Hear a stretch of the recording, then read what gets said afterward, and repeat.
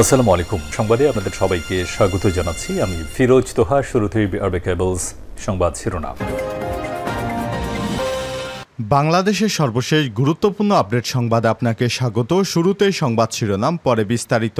শুরুতেই জানিয়ে দিব অত্যন্ত গুরুত্বপূর্ণ সংবাদ।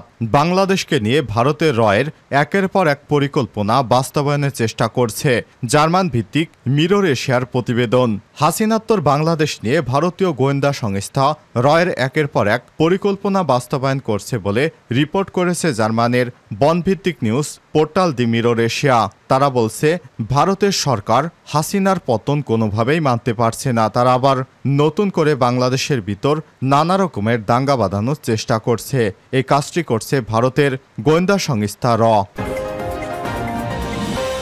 এরপর জানিয়ে দিব সাবেক 18 মন্ত্রী এবং 8 এমপির দেশ থেকে নিষেধাজ্ঞা। এদিকে গাজীপুরে 11 কারখানায় শ্রমিক অসন্তোষ, মহাসড়ক অবরোধ। গাজীপুরের কালিয়াকৈর উপজেলার চন্দ্রাপল্লী বিদ্যুৎ সদর উপজেলার বিকেবাড়ি সহ বিভিন্ন এলাকায় চাকুরি স্থায়ীকরণ, শ্রমিক ছাঁটাই বন্ধ, মজুরি বাড়ানো সহ বিভিন্ন দাবিতে অন্তত 11টি কারখানায় শ্রমিক অসন্তোষ দেখা দিয়েছে। এ সময় কয়েকটি কারখানায় শ্রমিকেরা মহাসড়কে অবস্থান নিয়ে সড়ক অবরোধ করে রাখেন। এতে দীর্ঘ যানজটে পড়েন সাধারণ যাত্রীরা। এদিকে শারজিল শাসনাত সহ 6 ছাত্রনেতার উপর ভারতের ভিসা নিষেধাজ্ঞার খবরটি ভুয়া।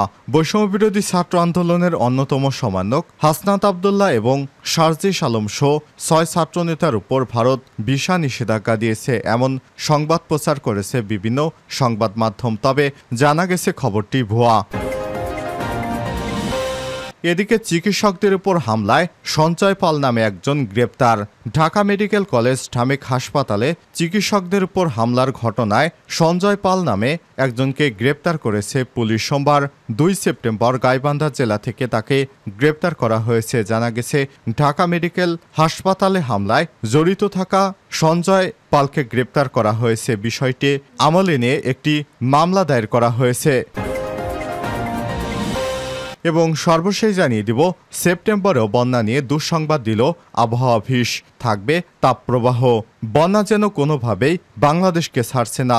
বন্যা থেকে যেন মুক্তি মিলছে না বাংলাদেশিদের। চলতি বছরের জুন থেকে শুরু হয় বন্যা। আগস্টেও তা ভয়াবহ রূপ নেয়। নতুন মাস সেপ্টেম্বরেও দেশের কিছু অঞ্চলে ফের বন্যার পূর্বাভাস দিয়েছে আবহাওয়া অধিদপ্তর। এছাড়াও উত্তর ও মধ্য অঞ্চলে মাঝারি ধরনের বজ্রপাত হতে পারে। রোববার 1 সেপ্টেম্বর আবহাওয়া দীর্ঘমেয়াদী পূর্বাভাসে এমন তথ্য জানিয়েছে সংস্থাটি। প্রিয় দর্শক, এতক্ষণ শুনছিলেন সংবাদ শিরোনাম, এবারে বিস্তারিত। তবে তার আগে বন্ধুরা, অনুরোধ থাকবে এই সংবাদটিতে একটি লাইক দিন। এই চ্যানেলে আপনি নতুন হয়ে থাকলে আমাদের সংবাদটি দেখতে দেখতে চ্যানেলটি সাবস্ক্রাইব করে রাখুন। কমেন্ট করে আপনার মূল্যবান মতামত জানিয়ে দিন বন্ধুরা, আপনি বিশ্বের কোন দেশ থেকে বা বাংলাদেশের কোন স্থান থেকে আমাদের সংবাদটি দেখছেন এবং শুনছেন। এবারে বিস্তারিত। বাংলাদেশকে নিয়ে রয়ের একের পর এক পরিকল্পনা বাস্তবায়নের চেষ্টা করছে জার্মান ভিত্তিক মিরর এশিয়ার প্রতিবেদন প্রকাশ। হাসিনাত্তর বাংলাদেশ নিয়ে ভারতীয় গোয়েন্দা সংস্থা রয়ের একের পর এক পরিকল্পনা বাস্তবায়ন করছে বলে রিপোর্ট করেছে জার্মান ভিত্তিক news portal the Mirror Asia. পত্রিকাটির প্রতিবেদনে বলা হয়েছে, বাংলাদেশকে নিয়ে ভারতের প্রথম প্রজেক্ট 1 সেপ্টেম্বর থেকে 30 নভেম্বর পর্যন্ত সময়ের জন্য। এই প্রজেক্টের উদ্দেশ্য হল বামপন্থীদের মাধ্যমে ডক্টর ইউনূসের সরকারের উপর হেফাজত শিবির এবং হিজবুত তাহরির ভর করেছে এমন বয়ান হাজির করানো। সেই সাথে রয়ের সাথে দীর্ঘদিন যোগাযোগ রয়েছে হেফাজত ইসলামের এমন অংশদের বোঝানো যে ডক্টর ইউনূস সুদখোর, তিনি মার্কিন এজেন্ট, কোনোভাবেই ভালো মুসলিম নন। কিছুদিন গেলে এই সরকার সমকামীদের অধিকারকে স্বীকৃতি দিতে পারে। তাই এই গ্রুপকে জামাতের সাথে ধর্মভিত্তিক দলগুলোর ঐক্য না যাওয়ার জন্য নির্দেশনা দেওয়া হয়েছে। মিরর এশিয়ার প্রতিবেদনে বলা হয়েছে, বাংলা মিশন সবচেয়ে গুরুত্ব দেওয়া হচ্ছে আন্দোলনকারীদের সাথে হিজবুত তাহরির সংশ্লিষ্টতা এবং তাদের ভাবাদর্শ নিয়ে একটি ভয় সৃষ্টি করার প্রতি। দ্য মিরর এশিয়া উল্লেখ করে বলেছে, ইতিমধ্যে মার্কিন সাম্রাজ্য বিরোধী 3 জন বামপন্থী সাবেক ছাত্রনেতার সাথে পশ্চিম বাংলায় দিল্লিতে কর্মরত একজন বাংলা সাংবাদিক দীর্ঘ সময় কথা বলেছেন। প্রতিবেদনে বলা হয়েছে, এই মুহূর্তে ভারতের অগ্রাধিকার হল তরুণদের কোনো দল গঠনের সুযোগ না দিয়ে বর্তমান সরকারকে নভেম্বরের মধ্যে হিজবুত তাহরির ও শিবির প্রভাবিত সরকার বলে চিহ্নিত করে একটা অস্থিরতা সৃষ্টি করা। অন্যদিকে নির্বাচনের পরিবেশের কথা বলে আগামী 6 মাসের মধ্যে আওয়ামী লীগকে প্রকাশ্যে রাজনীতিতে নিয়ে আসা। মিরর এশিয়ার প্রতিবেদনে বলা হয়েছে, ইতিমধ্যে রয়ের মধ্যে একটি গ্রুপ করা হয়েছে বাংলা মিশন সম্পন্ন করার জন্য।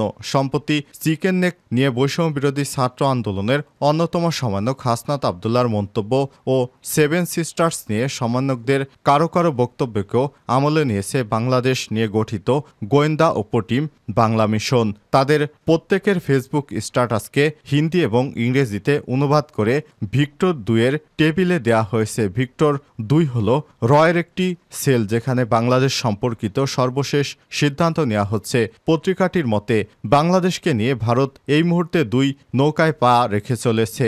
ঢাকার নতুন সরকার এবং আন্দোলনকারী শিক্ষার্থীদের গতিবিধি নজরদারি, পাশাপাশি বিএনপি এবং জাতীয় পার্টির সাথে যোগাযোগ রক্ষা করার জন্য কূটনৈতিক নির্দেশ দেওয়া হয়েছে। ভারতের প্রধানমন্ত্রীর কার্যালয়ের একটি সূত্র বলছে, তারা জামাত ইসলামের সাথে আলোচনা দরজা এখনই খুলতে চায় না, তবে জানালা খুলতে চায়। প্রতিবেদনে বলা হয়েছে, আন্দোলনকারী সমন্বয়কদের দিয়ে এবং তাদের আদর্শিক ধারণা নিয়ে দিল্লির 2টিও আসামের একটি থিঙ্ক ট্যাঙ্ক গত 20 দিন ধরে গবেষণা করছে। 3টি সংস্থার রিপোর্ট বলছে, সমন্বয়করা যে দল গঠন করতে যাবে তা হবে একটি ভারত বিরোধী রাজনৈতিক দল। বামপন্থী বৈপ্লবিক ধারণা তারা পোষণ করলেও তাদের সাথে ধর্মের বিরোধ থাকবে না। এই আদর্শের ফলে মূলত দেশের বামপন্থীদের রাজনৈতিক স্পেস একেবারে শূন্য হয়ে যাবে বলে উল্লেখ করেছেন গবেষকেরা। ফলে তারা বামদের সাথে তরুণদের একটা দ্বন্দ্ব তৈরি হবে বলে ধারণা করছেন। সে চিন্তার থেকেই বামপন্থী ছাত্র নেতাদের সাথে যোগাযোগ করছে।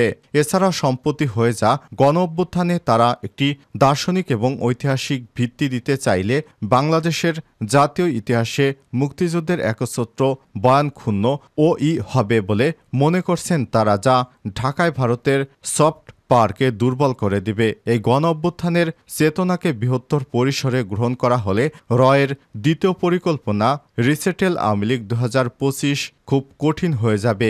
মিরর এশিয়া ভারতের পরবর্তী পরিকল্পনা কি হতে পারে তা নিয়ে গত 1 সপ্তাহ ধরে অনুসন্ধান করে দেখতে পায়, সাম্প্রতিক হাসিনাকে সাউথ দিল্লির একটি সরকারি আবাসিক স্থানে স্থানান্তরিত করা হয়েছে। তবে অন্য একটি সূত্র বলছে, হাসিনা বর্তমানে ভারতের অভ্যন্তরীণ গোয়েন্দা সংস্থা ইন্টেলিজেন্স ব্যুরো আইইবি সুরক্ষিত একটি ভবনে থাকছেন। অতি সম্প্রতি ভারতের ডজনখানেক হাই প্রোফাইল মিটিং হয়েছে তার সাথে।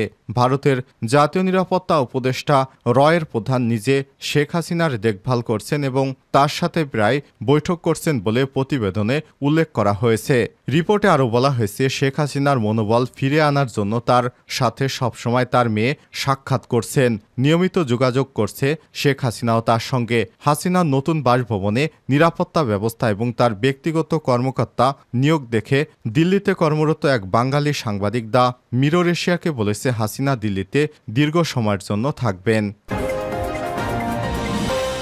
সাবেক 18 মন্ত্রী এবং 8 সংসদ সদস্যের দেশ থেকে নিষেধাজ্ঞা দিয়েছে আদালত। সোমবার 2 সেপ্টেম্বর ঢাকা মহানগর দায়রা জজ মোহাম্মদ শামস জগলুল হোসেনের আদালত দুদকের পৃথক 2 আবেদনের পরিপ্রেক্ষিতে এ আদেশ দেন।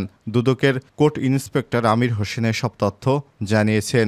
দেশ থেকে যাদের নিষেধাজ্ঞায় নাম রয়েছে তারা হলেন পররাষ্ট্রমন্ত্রী মোহাম্মদ হাসান মাহমুদ, বিদ্যুৎ ও জ্বালানি খনিজ সম্পদ মন্ত্রণালয়ের সাবেক প্রতিমন্ত্রী নসরুল হামিদ, নৌপরিবহন মন্ত্রণালয়ের প্রতিমন্ত্রী খালিদ মাহমুদ চৌধুরী, সাবেক আইসিটি প্রতিমন্ত্রী জুনায়েদ আহমেদ পলক, প্রাথমিক এবং গণশিক্ষা প্রতিমন্ত্রী মোহাম্মদ জাকির হোসেন, সাবেক প্রবাসী ও কল্যাণমন্ত্রী ইমরান আহমেদ, সাবেক বিদ্যুৎ ও জ্বালানি খনিজ সম্পদ মন্ত্রণালয়ের প্রতিমন্ত্রী মোহাম্মদ এনামুল হক, সাবেক স্থানীয় সরকার পল্লী উন্নয়ন সমবায় প্রতিমন্ত্রী স্বপন ভট্টাচার্য, সাবেক বাণিজ্যমন্ত্রী টিপু মুন্সি, সাবেক দুর্যোগ ব্যবস্থাপনা এবং ত্রাণ প্রতিমন্ত্রী ডাক্তার এনামুর রহমান, সাবেক আইনমন্ত্রী আনিসুল হক, সাবেক স্থানীয় সরকার পল্লী উন্নয়ন এবং সমবায় মন্ত্রী মোহাম্মদ তাজুল ইসলাম, সাবেক ধর্মমন্ত্রী ফরিদুল হক, গোলাম দস্তগীর গাজী, সাবেক যুব ক্রীড়া সম্পদ মন্ত্রণালয়ের প্রতিমন্ত্রী মোহাম্মদ জাহিদ হাসান আহসান রাসেল, সাবেক দুর্যোগ ব্যবস্থাপনা এবং ত্রাণ মন্ত্রণালয়ের প্রতিমন্ত্রী মোহাম্মদ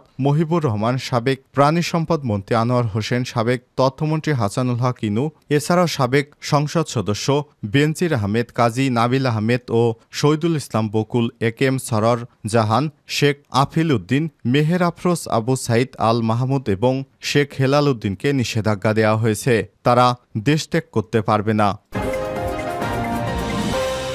গাজীপুরে 11 কারখানায় শ্রমিক অসন্তোষ, মহাসড়ক অবরোধ। গাজীপুরের কালিয়াকৈর চন্দ্রাপল্লী বিদ্যুৎ সদর উপজেলার বিবেকবাড়ি সহ বিভিন্ন এলাকায় চাকরি স্থায়ীকরণ, শ্রমিক ছাঁটাই বন্ধ, মজুরি বাড়ানো সহ বিভিন্ন দাবিতে অন্তত 11টি কারখানায় শ্রমিক অসন্তোষ দেখা দিয়েছে। আজ দেখা গিয়েছে ঢাকার ইপিজেড সহ বিভিন্ন এলাকায় অনেকগুলো গার্মেন্টস বন্ধ হয়ে গেছে। আসলে আন্দোলনের কারণে, নিরাপত্তাজনিত সমস্যার কারণে অনেক গার্মেন্টসের মালিক কর্তৃপক্ষ গার্মেন্টস বন্ধ করে দিতে বাধ্য হয়েছে। এতে করে যারা আন্দোলন করেছে তারাই মূলত বেশি সমস্যায় পড়বে, কারণ কারখানাগুলো যদি বন্ধ হয়ে যায় তাহলে সব শ্রমিকেরা কি করবে, তখন দেখা যাবে আবার ভয়ানক বিপদ। সুতরাং সবাইকে এ ধরনের আন্দোলন বন্ধ করার জন্য বিশেষভাবে অনুরোধ করা হলো।